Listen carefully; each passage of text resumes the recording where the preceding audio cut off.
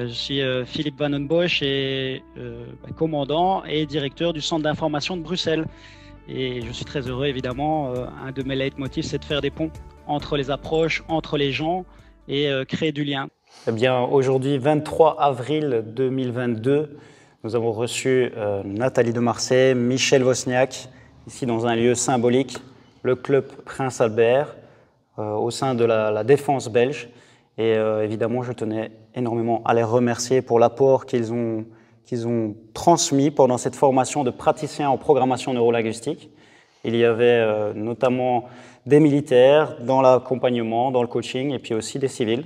C'était un bridge making entre plusieurs mondes.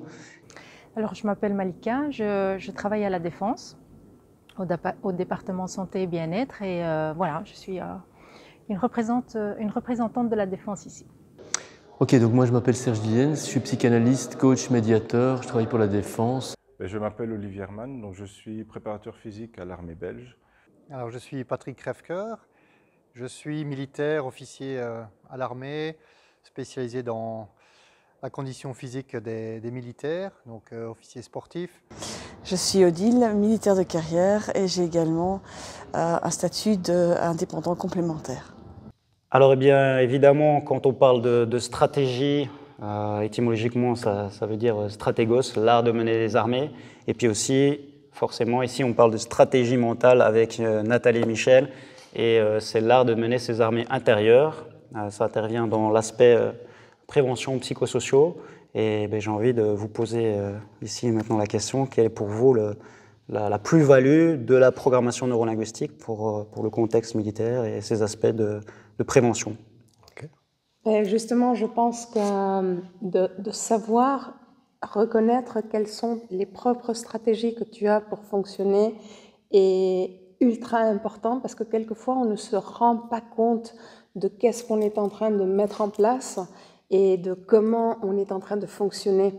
Et la programmation neurolinguistique te donne la capacité, la possibilité de reconnaître et de percevoir qu'est-ce que tu es en train de mettre en place pour toi, pour tes ressources, pour l'écologie et l'équilibre de ta vie. Alors, je crois que pour prévention justement des effets du burn-out ou d'autres problématiques, c'est ultra important.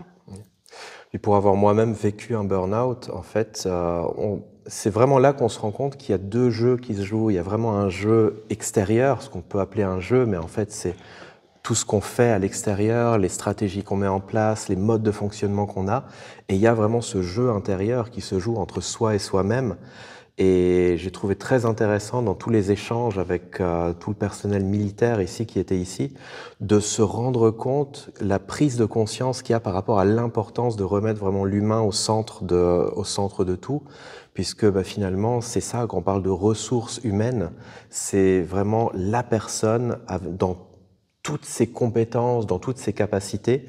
Et vraiment, pour moi, la PNL, ça a été l'élément qui m'a le plus aidé à pouvoir reprendre le contrôle de mes fonctionnements et surtout de m'apprendre à gérer des situations qu'avant, je n'étais pas capable de gérer. Alors comment j'ai vécu ça? Mais comme une belle initiation, comme une remise en question et un autre angle de vue de ma pratique et de ma connaissance de moi et des autres, en fait. Ça va me permettre de faire mieux et peut-être plus vite, avec des gens dont les anciennes techniques ne fonctionnaient peut-être pas de la même manière.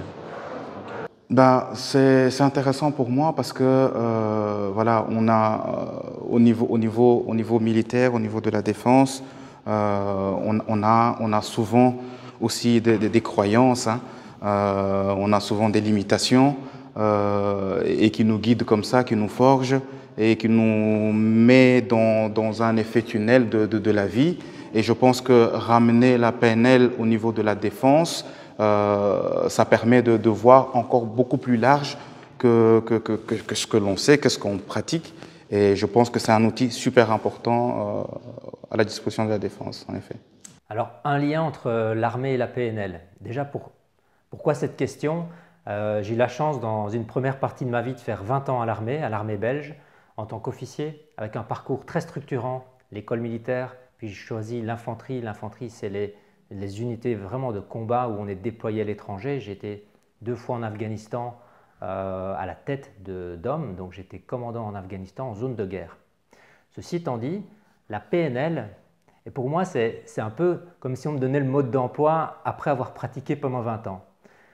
Ce qui est magique pour moi maintenant, là, au jour d'aujourd'hui, en ayant l'accès à la PNL, c'est que je peux revisiter les stratégies et aussi les pratiques au niveau de l'armée, tant dans la posture qu'on avait à l'armée, qui appelle en fait à une posture de grandeur, et maintenant je sais vraiment pourquoi, tant dans la manière de communiquer avec tous les sens, avec la synesthésie qui est en fait structurée au sein de l'armée, et au plus on va dans les unités d'élite, et au plus on va dans les unités qui sont prêtes au combat, au plus on travaille ça, ben maintenant je sais pourquoi. Et en fait ça fonctionnait, ça a bien fonctionné même dans des situations très difficiles en Afghanistan. Je me rends compte que j'ai travaillé sur les émotions, sur les gestes, sur la visualisation avant les opérations, sur des mots-codes, un petit peu comme des ancrages. Je suis maintenant complètement excité de pouvoir revisiter ça. Et aussi, je me rends compte à quel point, je veux dire, en tant que militaire dans l'action, on a été très très haut en niveau d'excellence. Ça pourrait faire prétentieux, mais en fait, de tester ce genre de stratégie. Grâce à la PNL, on peut décortiquer ces stratégies. Et je me rends compte le challenge que c'est de décortiquer une stratégie. J'en ai fait pendant plein d'années. Et en fait, même moi, je ne sais pas exactement les expliquer avec tous ces sens et tous ceux qui ont porté ces stratégies. Et ça, pour moi, c'est une puissance de la PNL, de pouvoir revisiter des éléments qui ont déjà fonctionné. Et pour moi, c'est un immense plaisir de pouvoir revenir sur mes années à l'armée et de pouvoir maintenant dire, OK, ça, en situation extrême, ça a fonctionné. Non seulement je l'ai fait, mais je l'ai là dans le corps et dans mes guts. Et je l'ai fait avec d'autres. Et boum, je vais aller le faire maintenant dans d'autres scènes, dans d'autres métiers. C'est juste excitant. Évidemment, c'est plus pour faire la guerre. C'est pour faire de la création massive de bonheur. C'est ça qui est génial, quoi.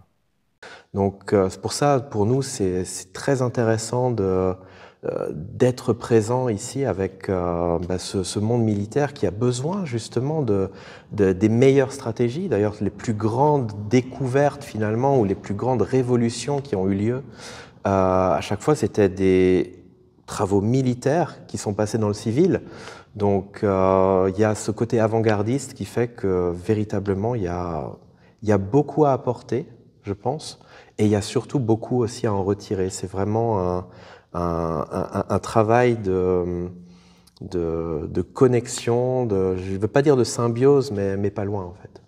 Pour la PNL, en fait, c'est un ensemble de stratégies mentales qui permet de mobiliser toutes ces ressources, qu'elles soient physiques, psychologiques, cognitives, émotionnelles, en fonction des exigences de la situation qu'on est en train de vivre ou qu'on va vivre.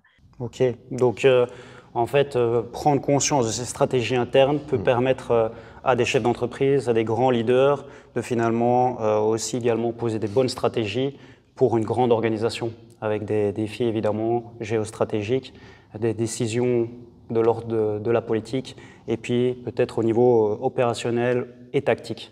Contexte particulier parce qu'à la Défense, on travaille avec des gens qui sont en crise, avec des gens qui ont des traumas et avec des gens qui sont dans les conflits en permanence. Dans l'expérience que j'ai eue, j'ai eu des expériences avec des menaces et là aussi, je me suis rendu compte de pas mal de choses. D'une part, que c'est important d'être bien entraîné, ça on va en parler, et d'autre part, quand on arrive dans un territoire qui n'est pas le sien, dans un pays qui n'est pas le sien, avec des coutumes qui ne sont pas les siennes et qu'on arrive avec des gilets pare-balles, des casques et des lunettes, il n'est pas étonnant que ça génère des frustrations, que ça génère jusqu'à de la violence. Et ça m'a appris aussi les différentes cartes du monde que j'ai revisitées grâce à la PNL. J'aurais bien aimé avoir la PNL à ce moment-là pour rentrer encore plus dans les cartes du monde des gens que je croisais en Afrique ou en Asie, par rapport à cette agression que juste ma présence faisait.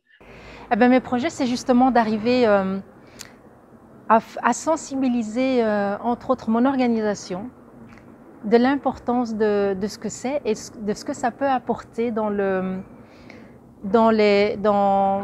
la compréhension de l'être humain, parce que je travaille au département santé et bien-être, et l'idée c'est d'avoir des personnes qui sont en bonne santé, qui se sentent bien dans leur peau également et qui sont opérationnelles. Et le fait d'apporter quelques ajustements dans sa manière de fonctionner et de comprendre comment on fonctionne, ça pourrait apporter beaucoup de choses, et j'espère bien qu'on pourra amener ça à la défense par la suite. Voilà, en parlant de stratégie, on parle aussi d'émotion, d'énergie en mouvement. C'est quelque chose qui est fort connu dans le monde militaire. On parle souvent d'intuition. Par contre, on ne le conscientise pas toujours. Pour ma part, mon expérience personnelle, quand j'ai suivi la programmation neurolinguistique pour la première fois, eh bien, j'ai eu l'impression d'avoir le mode d'emploi de tout ce que je vivais en termes de symbolique, de cérémonial au sein de la défense. Un petit exemple, ben voilà, le salut au drapeau avec la symbologie du drapeau qui représente nos valeurs et qu'on défend, c'est très neuro-ergonomique. Et donc voilà, j'avais envie de venir vers vous avec cet aspect émotionnel que nous, on a tendance à pas vraiment conscientiser. On le fait, mais sans savoir, en fait, c'est devenu peut-être un peu inconscient. Et ici, on le reconscientise. Et ma grande question vers vous, c'est quel impact les émotions peuvent avoir sur un monde comme le nôtre, au sein de la défense, avec les défis que nous avons. Ouais. Que vous reconnaissiez ou pas, les émotions, elles existent. Et de savoir comment justement choisir la bonne émotion pour le bon moment, parce qu'il n'y a pas de mauvais ou bon. Quand on parle des émotions, il y a utile ou moins utile. Et justement d'avoir les outils pour pouvoir choisir à chaque instant, à chaque moment, qu'est-ce qui peut être utile. Et tu parles d'intuition, et je pense que pour l'armée, de pouvoir connecter de manière consciente avec cette partie que nous avons, cet instinct que nous avons de manière naturelle, mais de le mettre en place à chaque instant, à chaque moment, à volonté, c'est un outil juste incroyable. Puis d'autant plus, les émotions, aujourd'hui, de ce qu'on en sait, peuvent être notre véritable allié, voire même notre ennemi. Et ça dépend de comment on va les gérer, parce qu'effectivement, lorsqu'il y a trop d'émotions, qu'est-ce qu'on fait? On va inhiber le fonctionnement de notre cerveau rationnel. Et ça, c'est quelque chose dont il faut avoir conscience. Et lorsqu'on en a conscience et qu'on est capable justement de trouver la bonne mesure pour avoir juste ce qu'il faut au niveau, et quand je dis émotion, c'est vraiment au niveau chimique interne, de trouver juste cette bonne combinaison pour avoir son potentiel au maximum. Et ça, je pense que c'est surtout maintenant, ces dernières années, cette dernière décennie, avec toutes les découvertes qu'il y a eu sur le fonctionnement du cerveau, sur la chimie cérébrale, ben, ça devient pas vraiment un luxe, ça devient une nécessité. C'est souvent la même chose avec l'être humain, c'est que quelquefois on a la sensation qu'on n'a pas le contrôle sur nos flux de pensée, mais en réalité, si, il faut juste savoir comment faire. Et c'est ça, en fait, un des éléments fondamentaux qu'on va travailler en individuel, c'est déjà redonner la responsabilité à la personne par rapport à sa propre vie, à ses pensées, à ses dialogues internes, et à partir de là, de pouvoir y apporter du changement. Sous stress, je suis comme ça. Je suis devenu un peu irascible à la longue parce qu'à force de planifier que des choses terribles, militaires, d'aller et venir sur les terrains d'opération, de ne plus voir ma famille, je commence à avoir vraiment un caractère qui devient de plus en plus complexe. Et là, à travers les découvertes de la PNL, par rapport à cet état d'esprit, de voir les choses, c'est pas simplement de manière positive, c'est de voir les choses, de se dire, tiens, il y a peut-être d'autres manières de voir les choses. Première étape. Deuxième étape, quelles sont ces différentes manières de voir les choses? Comment je me vois par rapport au jugement que je pourrais me faire de manière parfois très dure, où le feedback, il existe à l'armée, parfois il est unilatéral et il est parfois dur. Donc il y a vraiment un sens à s'autoriser des feedbacks constructifs et positifs. En PNL, il y a cette approche qui dit il n'y a pas d'erreur, il y a que du feedback. Bon, la première fois que j'ai entendu qu'il y a des militaires qui sont dans le call, franchement, je me suis assis en me disant ouais, Et à la fin de la journée, si on a 2-3 collègues au tapis, je me vois bien disant, les gars, tout va bien, c'est que du feedback, c'est un peu trash.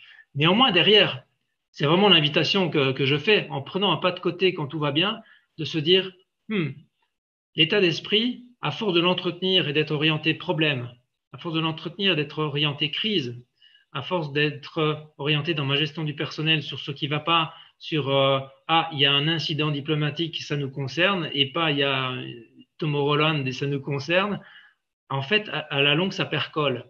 Et là, il y a vraiment cette puissance de s'offrir des nouvelles perspectives, ensuite de les travailler, cette puissance aussi de découvrir ou de revalider pour ceux qui l'ont déjà fait les émotions qu'on a en soi et quand elles apparaissent. Quelque chose que je pensais qui était mauvais quand j'étais chef, c'était d'avoir peur. Et donc, j'essayais toujours de suivre ceux qui disaient on va maîtriser la peur, etc. Et en fait, plein de fois, j'ai eu peur. Et plein de fois, j'ai dû prendre des décisions sur la peur.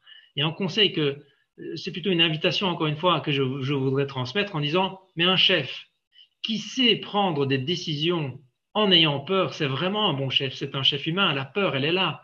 La peur, elle transparaît. La plupart des grands guerriers, d'ailleurs, nous le rappellent. Et dire non, j'ai pas peur, non, de se durcir, en fait, va faire qu'on va perdre en flexibilité. Et là, depuis que je suis passé dans la formation, j'ai l'impression que je retrouve en flexibilité, notamment dans ma tête. Et cette flexibilité dans ma tête, c'est aussi un cadeau que je me fais et que je fais avec mes collaborateurs pour oser changer d'avis, simplement. Tenir compte de l'avis des autres, questionner, être curieux, se dire, tiens, telle personne, visiblement, il est dans tel état d'esprit, je vais aller à la rencontre de lui, donc rentrer en contact dans un esprit de curiosité et pas dans un esprit de je vais lui faire comprendre que c'est moi qui ai raison. Magnifique. Et quand on parle d'avant-gardisme et de nouvelles découvertes, de nouvelles technologies, on part sur les neurosciences. Et bien, pour moi, ça fait le pont également avec quelque chose qui me tient fortement à cœur, c'est la cohérence cardiaque. Et donc, en tant que représentant de la cohérence cardiaque au sein de la défense, pour moi, ça fait le pont, la programmation neurolinguistique. On a des neurones à la fois dans le cerveau, dans le cœur, mais également dans les tripes, dans la partie instinctive. Et finalement, c'est l'esprit, le cœur et le corps. Et dans cette optique-là, j'aime à parler de cœur, au cœur d'un esprit de corps, de notre esprit de corps, de l'esprit de corps finalement de tout être humain, de l'humanité. Et au sein de la défense, on a des approches, cohérence cardiaque évidemment, et également les techniques d'optimisation de potentiel pour être dans un état de flow, être à un meilleur niveau de performance et dans une certaine zone de bonne gestion émotionnelle finalement. Également de la mindfulness avec un état de présence. Comment est-ce qu'on peut mettre en lien finalement cohérence cardiaque, mindfulness, technique d'optimisation de potentiel avec la programmation neurolinguistique? La programmation neurolinguistique s'appelle programmation parce que nous avons un cerveau qui peut être programmé, déprogrammé et reprogrammé. Et quand on parle de la partie neuro, nous avons cette chimie cérébrale et ces connexions entre les neurones qui se mettent en place. Et le cerveau est tellement plastique, tellement malléable et flexible que le fait d'avoir une technique comme la cohérence cardiaque permet justement de dégager toutes les incohérences avec notre manière de penser, notre chimie, notre rythme cardiaque, notre respiration. C'est quelque chose tellement facile, qui est tellement connecté avec finalement notre neurologie. Et la partie linguistique, c'est vraiment par rapport à ce qu'on se dit à soi-même. Parce que c'est très bien, la PNL, c'est un outil extraordinaire de communication avec les autres, de communication précise avec les autres et aussi avec soi-même. Et quelquefois, c'est justement dans ce dialogue interne, dans ce qu'on se dit à soi-même, que nous pouvons faire une grande différence pour avoir cet équilibre. Alors, je pense que c'est dans ce sens-là que la PNL rejoint et les TOP et la cohérence cardiaque. Et ce qu'on va chercher à faire justement en PNL, ça va être de responsabiliser la personne vis-à-vis de son dialogue interne. Souvent les gens me disent « j'y peux rien, c'est comme ça ». Puis d'autant plus, on a eu l'occasion il n'y a pas très longtemps justement de partager une masterclass avec le colonel Edith Perrault-Pierre qui a mis en place les TOP. Et c'est intéressant justement de se rendre compte que déjà dans la mise en place des TOP, elle s'était beaucoup inspirée justement de la PNL. La mindfulness, de la même manière, être présent, être vraiment présent à ce qui se passe, c'est également un des fondements essentiels de la PNL. Et la cohérence cardiaque, au travers de la respiration, c'est amener justement cette chimie cérébrale idéale. Donc c'est intéressant de voir qu'il y a des ponts qui sont très très concrets et très forts entre tout ce qui est déjà en place au sein de la défense et justement cette PNL qui peut apporter par-dessus, je dirais, le gros apport, ça va être ce côté linguistique de véritablement prendre conscience de l'impact des mots sur soi déjà et aussi sur les autres. L'hypnose ou la PNL ou les TOP, c'est toujours aller chercher cet état modifié de conscience qu'on a tout le temps dès qu'on est focus et concentré.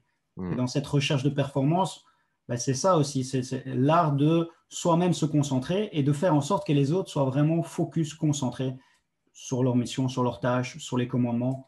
Donc vraiment cette notion d'influence, mais influence avec une intention positive. J'ai été mise au courant de cette formation par un membre de la Défense. Et comme j'expliquais, moi, l'intérêt dans mon travail, dans ma fonction actuelle, c'est justement amener tout ce qui est, c'est dans le domaine du mental fitness, et amener justement la compréhension et l'amélioration de son fonctionnement et au niveau mental, au niveau psychologique et au niveau émotionnel. Et donc là, on touche quand même au fonctionnement du cerveau, au fonctionnement, comment ça va avec les émotions, comment est-ce qu'on peut travailler là-dessus, et donc ça complète vraiment les matières sur lesquelles je travaille. Donc je travaille dans le domaine de tout ce qui est pleine conscience. J'ai pu faire des rapports avec ce qu'on donne en pleine conscience, tout ce qui est technique d'optimisation du potentiel. Également, il y a des ponts que j'ai pu faire et les liens par rapport à ce que je connaissais, mais je n'avais pas forcément l'explication derrière. Et donc, il y a vraiment là, je sais pourquoi, entre guillemets, on a proposé certaines choses en technique d'optimisation du potentiel et on fait les exercices de cohérence cardiaque aussi. Cette question de cohérence revient. Donc, en fait, tout est lié et tout prend un sens encore différent et c'est vraiment super intéressant. Moi, je suis Frédéric Copiter, je suis ce qu'on appelle un vieux commandant, ou plus poliment un commandant ER en retraite. Donc, j'ai fait une carrière de 30 années à la Défense pour venir y accomplir en fait à la base mon rêve de gamin, c'est-à-dire d'être pilote.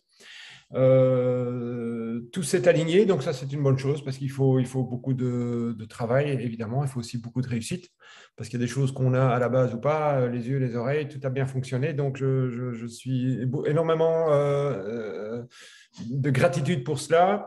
Et aussi, ce qui m'a accompagné pendant toute cette carrière, à part la joie de voler, c'est aussi le stress. Et ce qui est intéressant à souligner ici, c'est qu'au début des années 2000, la Défense a commencé à prendre conscience aussi du stress, et pas que chez les pilotes, à tous les niveaux, et a commencé aussi à investir dans pas mal de techniques. Et je parle par exemple des techniques d'optimisation du potentiel. C'est un produit qui m'a intéressé, et en étant instructeur en fin de carrière, j'ai décidé aussi d'être moniteur pour pouvoir accompagner les plus jeunes et ne pas connaître nécessairement les mêmes épisodes de stress que nous lorsque nous étions jeunes. Et dans ce package-là, il y avait la cohérence cardiaque qui était pratiquée par les forces françaises et ça m'a parlé dès le début. Et évidemment, on sait que le nerf de la guerre, c'est la communication. En règle générale, c'est ce qui coince un tout petit peu entre les relations êtres humains et les relations à soi. C'est d'autant plus important chez nous, vu les enjeux de vie. Et donc la communication, c'est également savoir donner des bons ordres. Donc si je me permets de reformuler, finalement, d'une certaine manière, la programmation neurolinguistique, c'est une bonne relation à soi, une bonne connaissance de soi, un bon dialogue avec soi-même, pour ensuite rentrer mieux en relation avec d'autres, avec un un groupe et peut-être mieux communiquer. Donc forcément, que ça soit de manière horizontale ou verticale, ordonné dans le sens typiquement militaire et également ordonné dans le sens réalignement, cœur, corps, esprit. Et c'est peut-être en ça la vraie plus-value de la programmation neurolinguistique pour une entité, une organisation comme l'armée. Tout à fait. Exact. Et peut-être encore un petit point par rapport à votre plus-value. Effectivement, on est remonté le plus possible à la source. Et donc, Michel et Nathalie sont évidemment proches du co-créateur de la programmation neurolinguistique, le docteur Richard Bandler, et font partie de la SNLP, donc Society Neuro-Linguistic Programming. En quoi elle est spécifique et elle diffère peut-être d'autres approches PNL. On sait que parfois la programmation neurolinguistique a pu avoir des connotations qui étaient biaisées. Est-ce que vous pouvez nous éclairer par rapport à l'approche Richard Bandler, SNLP et votre approche en fait tout simplement? Je vais peut-être directement prendre la parole là-dessus puisque je travaille beaucoup justement et très proche de la SNLP. La PNL, en fait, dès le départ, était une approche qui était ouverte, ce qui veut dire qu'effectivement, il y a eu beaucoup d'opportunisme, beaucoup de personnes qui se sont lancées un petit peu dedans, mais sans suivre l'évolution de l'approche. Mais effectivement, il y a eu deux co-créateurs, Richard Bandler et John Grinder, qui vraiment, la première version de ce qu'ils ont créé s'est répandue comme une traînée de poudre, tellement c'était efficace.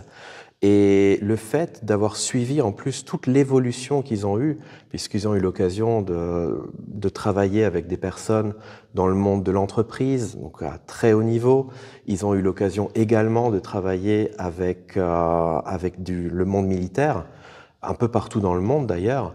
Et tout ça, ça fait que c'est une approche dynamique qui évolue énormément et qui se cale véritablement au monde des neurosciences. J'ai la chance, moi, d'être le premier francophone à avoir été accrédité par Richard Bandler en personne comme maître formateur. C'est la première fois qu'effectivement ça arrive.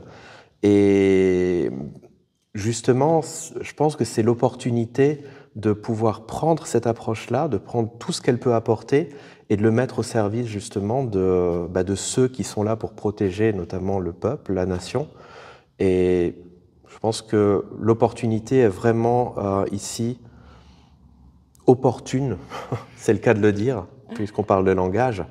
Et on a vraiment à cœur aussi d'apporter cette plus-value, ce cadeau, je dirais aussi, au monde militaire qui a vraiment une prédominance et une importance capitale, je dirais, pour le bon fonctionnement de la civilisation. Donc la formation PNL ici, franchement, c'est une expérience vraiment particulière. Je ne m'attendais vraiment pas à vivre des choses et à prendre conscience en fait de certaines choses, de son mode de fonctionnement, rien que par rapport, que ce soit par exemple par rapport à nos croyances, par rapport à notre manière de nous exprimer, l'impact des mots, l'impact, les prises de, voilà, c'était très particulier, non seulement par rapport au contenu de la formation, mais également les échanges et les partages avec tous les participants qui étaient vraiment très très riches. La PNL va vraiment pouvoir aussi améliorer les relations entre les gens, améliorer la communication et de fil en aiguille d'améliorer le bien-être au sein des groupes de travail, au sein de la défense en général. À la fin de l'aventure de cette formation, vraiment, je me suis dit oui, le pont avec ce que j'ai fait à l'armée, il est réel. Est-ce que ce que j'ai reçu comme bagage ou comme moyen à l'armée, est-ce qu'on savait que c'était de la PNL ou pas? Je ne sais pas. En tout cas, ça a fonctionné. Ça a fonctionné plutôt pas mal. On va en parler dans quelques instants.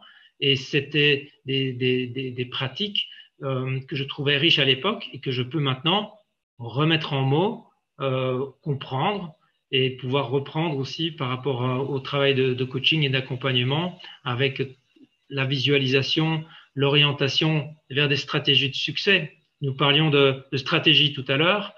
Nous sommes bien dans une situation actuelle où avoir un état d'esprit de stratégie de succès, de voir le verre à moitié plein, de voir les intentions positives c'est d'autant plus crucial maintenant, il me semble, au milieu de tous ces changements. Donc, cette formation PNL tombait vraiment à point pour me donner des couleurs, du relief et des rencontres, de très belles rencontres.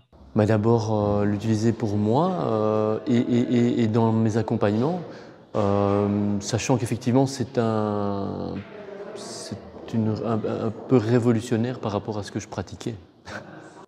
Alors, à l'issue de cette formation, j'ai comme projet vraiment d'utiliser la PNL dans tout ce que je vais faire, aussi bien professionnellement qu'au niveau de mes relations, au niveau familial, au niveau de mes relations avec les personnes que je vais aussi ou que je coach.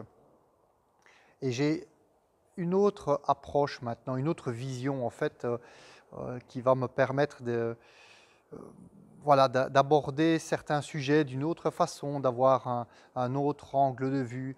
Et je pense que tout ça, c'est très positif parce qu'on va pouvoir justement avoir de meilleurs résultats, et aussi bien personnels qu'avec les personnes de mon entourage ou avec les personnes avec qui je travaille, ou aussi ceux que je vais pouvoir aider. Alors, je retiens de la formation la connaissance de soi, la connaissance de l'autre et l'harmonie. Et évidemment, félicitations déjà pour ce titre de Master Trainer. Merci. Et effectivement, c'est pas pour rien que j'ai été rechercher Nathalie et Michel, parce que pour moi, c'est des gens qui font évidemment preuve d'une grande éthique. On sait au sein de la défense, les valeurs sont ultra importantes. On est également dans un conditionnement, dans un mode de fonctionnement particulier dû à certains enjeux. Et pour moi, ça semblait évident que créer les ponts avec eux, ça permet de faire prendre une autre dimension à nos militaires qui étaient présents ici, des officiers, mais également des sous-officiers. Et dans l'avenir, j'espère que ça va pouvoir se diffuser, car cette éthique, ces valeurs nous permettent de prendre une autre dimension. Et clairement, personne dans mon entourage actuel peut arriver à apporter autant qu'ils nous ont pu nous apporter. Et ils font ça à la fois sur la partie consciente et inconsciente. Donc ce n'est pas une formation traditionnelle, c'est un parcours expérientiel comme on aime à le vivre au sein de la défense, au sein de l'armée. On fait vivre des expériences et de là, des vrais apprentissages peuvent naître. Et pour reprendre un petit peu l'adage de base de la programmation neurolinguistique, ce parcours de 8 jours a été ici sur le thème de la curiosité, de l'observation, de l'apprentissage et d'une grande aventure humaine avant tout. J'avais déjà entendu parler de Michel et Nathalie par un collègue entre autres, et je ne les connaissais pas spécialement, et franchement c'est une équipe du tonnerre, si je peux utiliser ce mot-là, et une belle équipe en équilibre en fait, avec deux énergies différentes et qui se complètent super bien. Donc c'est un super bon duo, et je trouve que travailler en duo comme ça, ça apporte beaucoup dans une formation. Alors les formateurs Michel et Nathalie, c'est vraiment deux belles personnes. J'ai adoré, c'est d'abord leur professionnalisme, vraiment authentique, et alors leur complémentarité, eux deux. Donc ils ont vraiment deux styles différents, et alors vraiment leurs compétences, vraiment top, vraiment des chouettes formateurs. Ouais. Et très humains, vraiment ajouter le côté humain, très agréable d'être parmi eux. Directement, ils ont créé une chouette ambiance dans le groupe, et vraiment chapeau à eux, je les remercie. Alors mes formateurs, Michel et Nathalie, sont des gens qui vulgarisent plein de choses, qui mettent des mots sur des concepts, des choses qu'on ressent, et qui vulgarisent vraiment la matière, et qui sont hyper abordables et super sympathiques et bienveillants. J'aimerais bien que ce soit une possibilité en tout cas de formation à la défense, parce que voilà, c'est arriver à vulgariser une matière pareille, parce que c'est pas forcément évident si on ne connaît pas la matière, mais ils ont l'art de simplifier, d'expliquer les choses simplement, et alors des petites explications peuvent amener peut-être des gros changements chez chaque personne, et c'est ça qui est beau en fait. Il existe des choses simples qui peuvent être apportées pour amener peut-être des gros changements dans la vie des gens.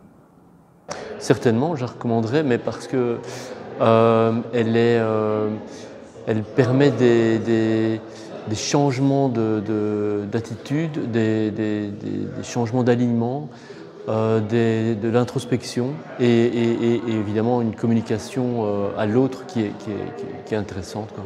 La formation PNL Bander, ça faisait tout d'abord longtemps que je voulais la suivre.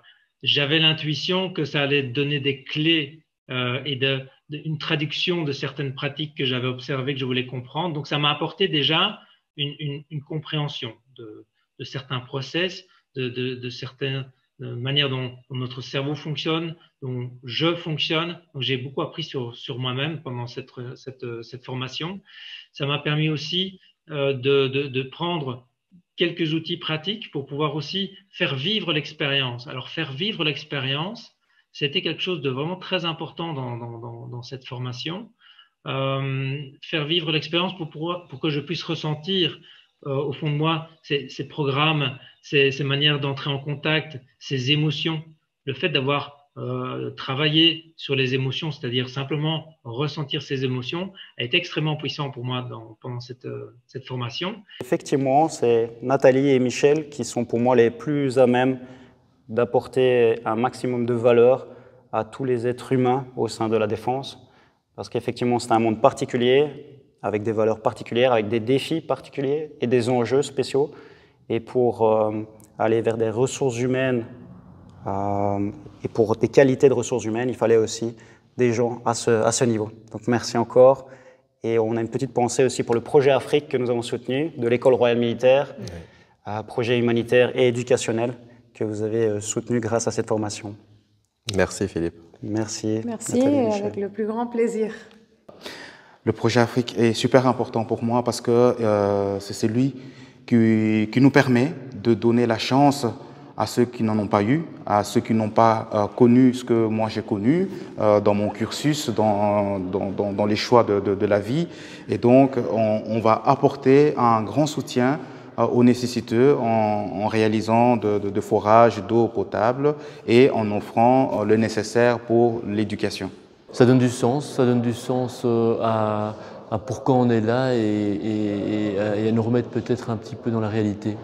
Le projet Afrique, je le connais et je suis issue de l'École royale militaire et ça me touche de pouvoir être utile en fait. On est à la défense et on veut être utile par rapport à des collègues, à des futurs officiers qui vont retourner dans leur pays. Il y aura une trace, une empreinte de la défense et de la Belgique quelque part en Afrique et on aide des gens, que ce soit, je pense que c'est des puits, c'est peut-être du matériel scolaire, c'est tout des éléments qui vont les aider à se développer, donc c'est vraiment important. Merci Nathalie, Michel. Merci beaucoup. Merci.